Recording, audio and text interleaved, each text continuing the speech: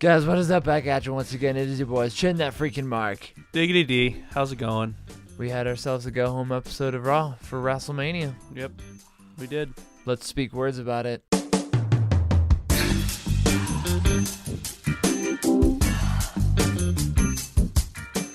Alrighty, starting off this episode of Monday Night Raw, we have Stephanie McMahon coming out and announcing that the titles are on the line at WrestleMania. That being the Women's Raw title and the Women's SmackDown title. So yes, the WrestleMania main event is for all the gold. It was a very unfunny April Fool's joke that she had there of putting herself in the match.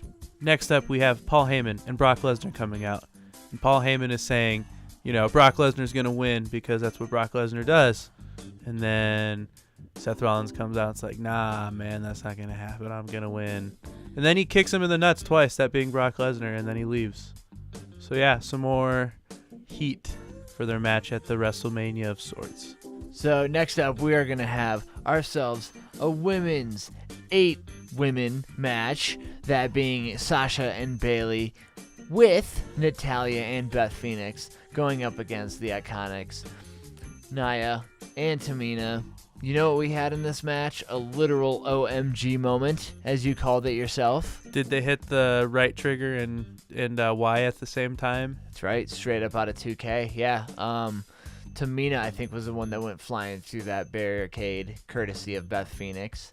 And I mean, you know, we had Nia and Tamina pulling some heel shit. Tamina pulled down the rope at one point, so I think it was Beth was the one eating shit there. And yeah, it was a classic case of heels just totally lost.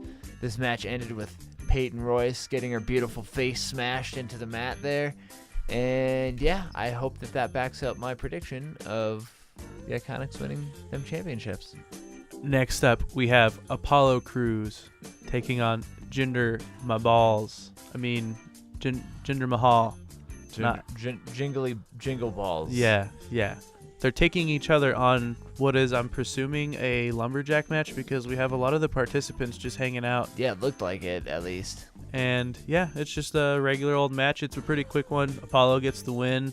And then this leads to this whole everyone just trying to get a pose down with the trophy, that being the Andre the Giant Battle Royal trophy. And it just ends up everyone just throwing each other over top rope because we got a Battle Royal and we got to hit the fact that it's a Battle Royal. So that's going to do it for this. So next up we have not Kurt Angle versus Rey Mysterio. It's Kurt Angle's like goodbye promo that he's cutting, basically talking about how this is his last time on Raw and he's just going to cut a promo rather than be in a match. I don't know. I was confused because I totally thought that that's exactly what we were going to be getting. Get a big ol' we got the video package, which was awesome because it totally made Kurt himself pretty emotional, which is fair because he probably just saw a good chunk of like the best moments of his life right there. Yeah, we got the hair with the headgear, we got the milk, we got all that good stuff in there. But then guess what else we get? Yep, that's right. Dick move of the night, because you know who can't resist coming out and saying dickish things? Who?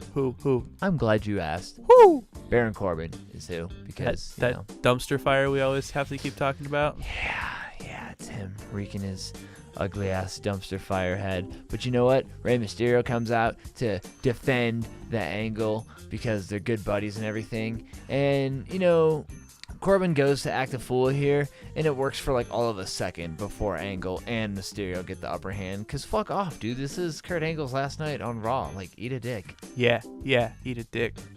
Next up, we have a last-minute tag team championship match. We have The Revival taking on Aleister Black and Ricochet in what is a pretty good match. There's a lot of athleticism from Ricochet. The guy is insane to watch. Yeah, always. Yeah, so we got the finish was pretty interesting, actually. I liked the way they did it. So there was a part of the apron that was broken. That would be where the side where like the announcers tables would be like at a pay-per-view or on SmackDown. So that side of the ring. So yeah, Scott Dawson grabs him by the leg, that being Ricochet, at the count of 9. So he's getting in the ring, and then he gets thrown out of the ring in count of 10. So it's a count out. and the Revival retain the titles. It's a finish that you don't see, right? Nope. So they switched it up a little bit on you. Yep. And then after that, we have the post-match beatdown, and Aleister Black gets a nice black mass, and then Double black mass. Yeah, that's right. And then It's he does epic. a 650 splash or whatever that is Yeah, off the Ricochet's top. getting his fucking flips in, of course. And yeah, the Revival are made to look like jokes again. Okay, so next up we had ourselves the best segment for the night, hands down. It's going to be Ronda, Becky, and Charlotte versus the Riot Squad, because who else are they going to wrestle against? How dare it be anyone else? The New Job Squad. Yeah, seriously. And the stipulation was if they hit one another or, something to that extent, then whoever that person was that hit somebody is not going to be in the match.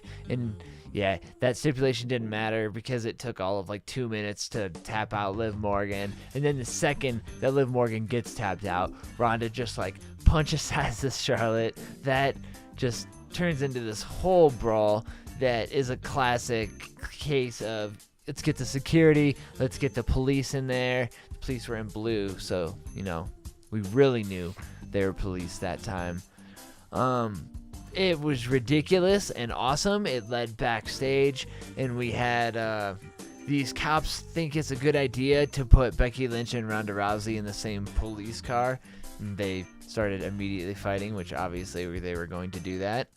And at one point, Ronda tried to steal a police car. I think it was the same police car. It was the most fact. hysterical part in the whole It was thing. hilarious because she was in handcuffs, was she not? Yeah. She stole a cop car. It was great. 5 stars on that segment alone. Dave Meltzer, you better be watching this shit. 5-star segment, you son of a bitch. Next up, we have Bobby Roode and Chad Gable taking on Heavy Machinery. And, it's another week where we have Lacey Evans' music just hit. And she walks out and struts and does her thing. And then I don't care. And then I stare off into the abyss. Watch, I guess. Anyways, yeah, so now that I'm done staring into the abyss, Heavy Machinery wins real quick. And that's going to do it for this throwaway match because that's all it is. It's a throwaway match. Braun Strowman squashed some jobbers that he saw earlier in the night. It was a double power slam into a double pin for the win. Next up, we have a Bobby Lashley and Lio Rush segment. And Charlie Caruso is out there interviewing him, I should say, as well. And she asks Bobby Lashley, what's going to happen this Sunday? And, she shows the footage of how Finn Balor became number 1 contender.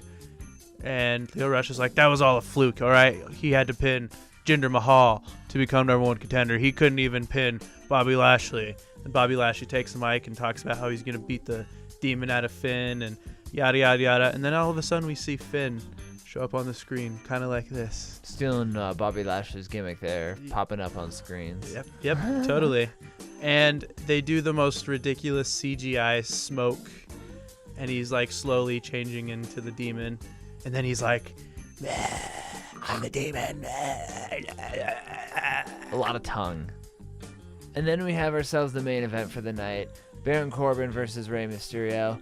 And it was just, totally a throwaway match. It was just a deep 6 from out of nowhere about 5 or 10 minutes into a match, which was really weird because I totally didn't even think that was going to be the end, but whatever.